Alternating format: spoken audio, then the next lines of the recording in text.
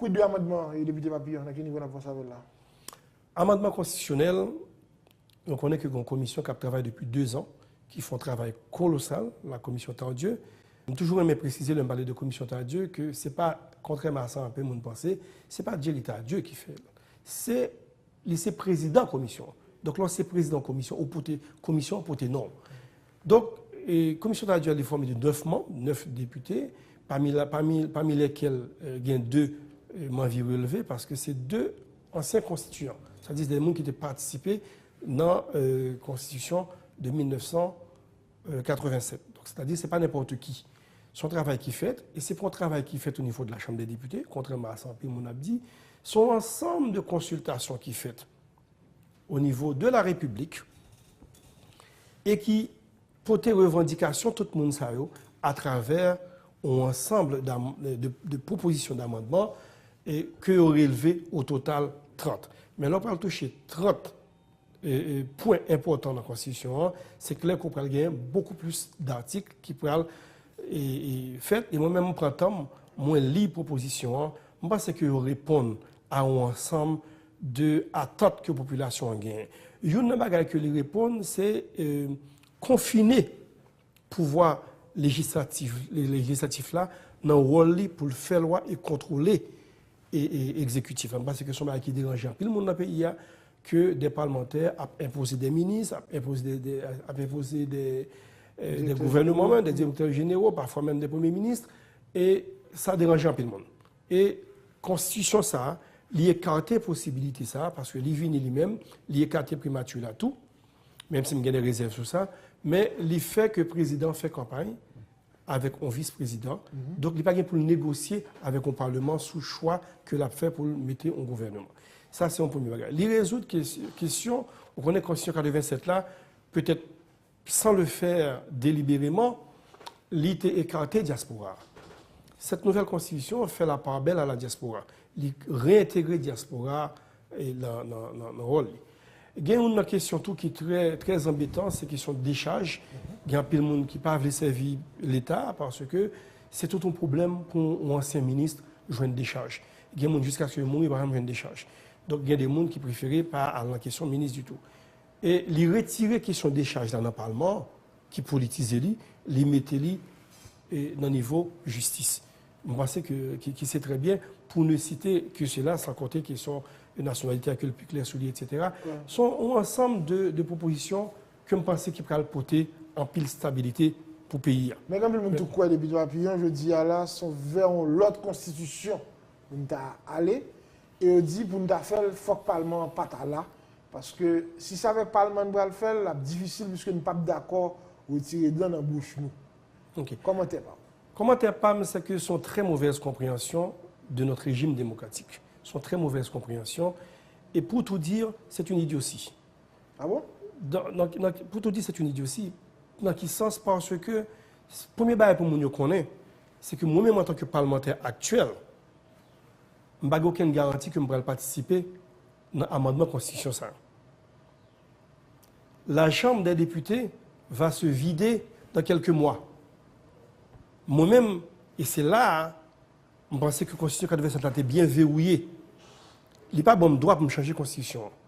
Il est bon seulement droit pour moi dire qu'il y a lieu de changer la Constitution. Et je vais faire seulement dans la dernière année. Donc, il va proposer, m'a voté que j'en conviens, aussi bien que toute population, qu'il y a lieu de voter, d'amender la Constitution. Voilà, mon travail s'arrête là, en tant que parlementaire actuel. Maintenant, qui est-ce qui a le privilège pour changer la Constitution?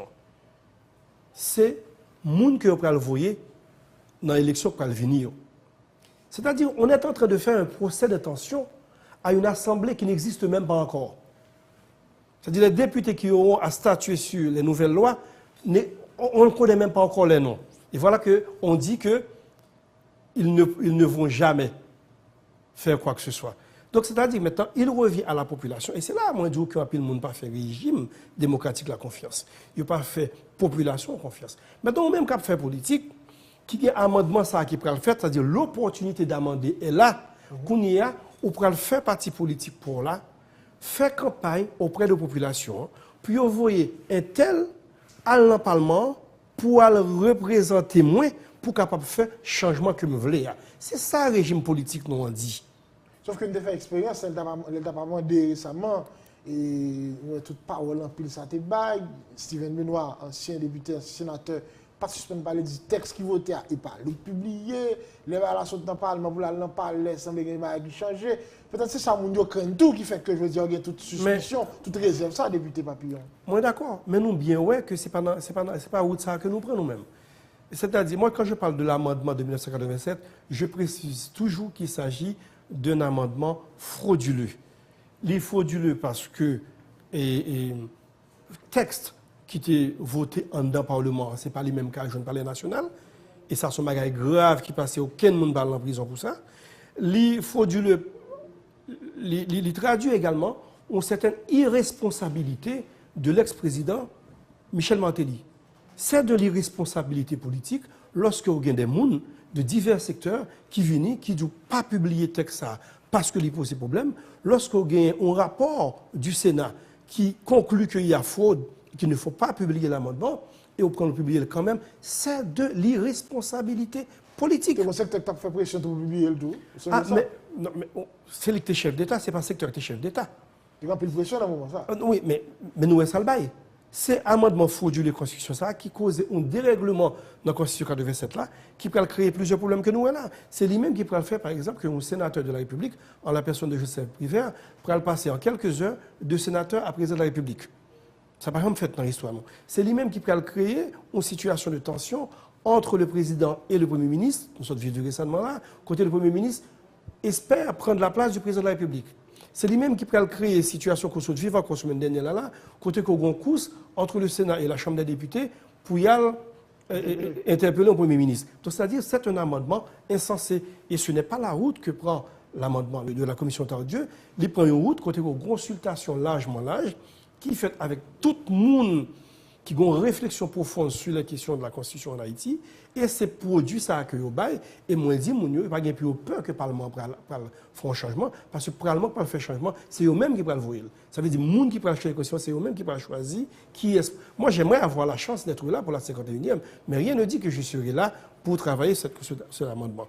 Mais c'est ça extrêmement important pour me partager avec vous, pour réflexion, sur l'histoire pays, c'est que les constitutions, toutes les constitutions de la République d'Haïti n'ont jamais servi de base, de référence légale pour résoudre aucune question dans le pays.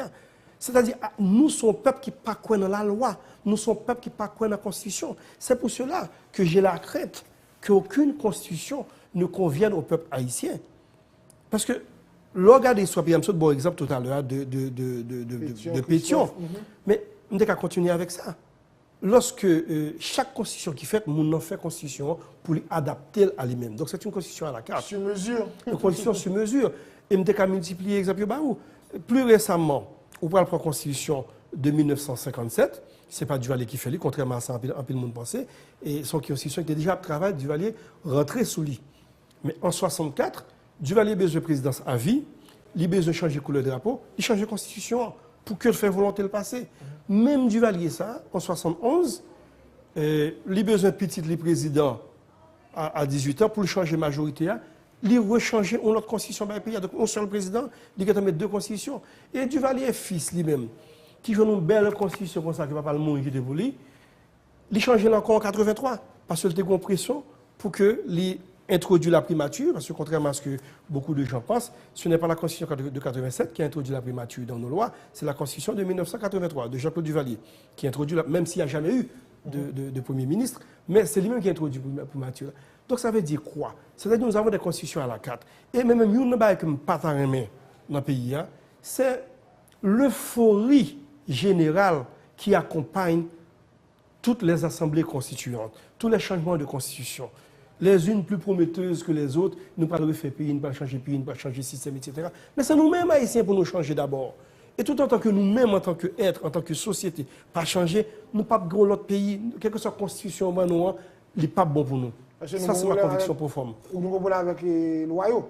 Nous avons un problème avec le respect de la loi. Nous toujours pensé que constitution, c'est papier, baïonnette, c'est fait. Bon, comme on dit, Et- les lois sont faites pour être violées. Ah mais oui, c'est son conviction profonde que liée là à nous, c'est dommage. Et moi-même, je suis scandalisé. Quand je regarde à la télévision, à la radio, j'écoute des gens, des éminents intellectuels haïtiens, je ne cite pas de nom pour ne pas faire de polémique sur la question, mais qui disent que faut que ce soit l'Assemblée constituante qui fait, alors que la Constitution dit autre chose. Maintenant, au niveau ça, on va parler de l'Assemblée constituante, moi je pense que c'est de l'indécence politique. Mais parce que nous sommes quoi, c'est l'autre constitution. Vous parlez pas d'un amendement encore. Ok, qu'est-ce que notre Constitution permet de faire qu'un amendement ne permet pas de faire? Je crois qu'il faut qu'il y ait des changements en profondeur dans le même régime. Écoutez, système politique, là. le mot amendement est un anglicisme. En français, on devrait dire révision constitutionnelle. Mais où dans nos lois, c'est inscrit qu'une révision constitutionnelle, un amendement, ne peut pas faire des changements en profondeur. Ce n'est écrit nulle part. Donc c'est un faux problème, c'est un faux débat. Moi, je pense qu'il faut rester sur les rails constitutionnels et qu'il faut aller vers un amendement avec des députés dont j'ignore encore les noms. Sauf que si nous sommes en train de dire, on va bien l'autre position, puisque ce sont députés, et généralement, si nous avons changé la constitution, il y a un côté où nous voulons attaquer un peu, c'est le Parlement. Moi-même, mais les propositions de Tardieu font la part belle aux deux autres pouvoirs. C'est des propositions qui, justement, contrairement à ça, on pensait, on a pensé que les parlementaires n'auraient jamais l'humilité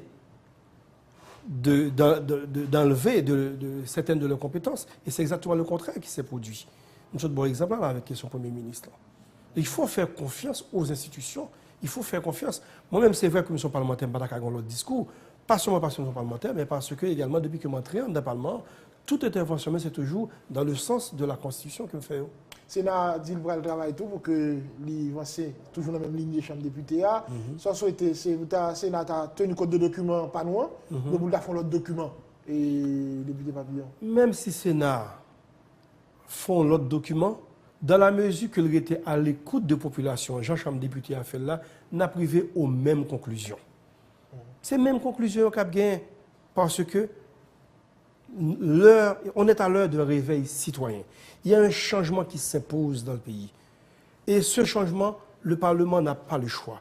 Il peut soit accompagner ce changement ou subir ce changement. On n'a pas le choix. Il faut écouter les cris de la population.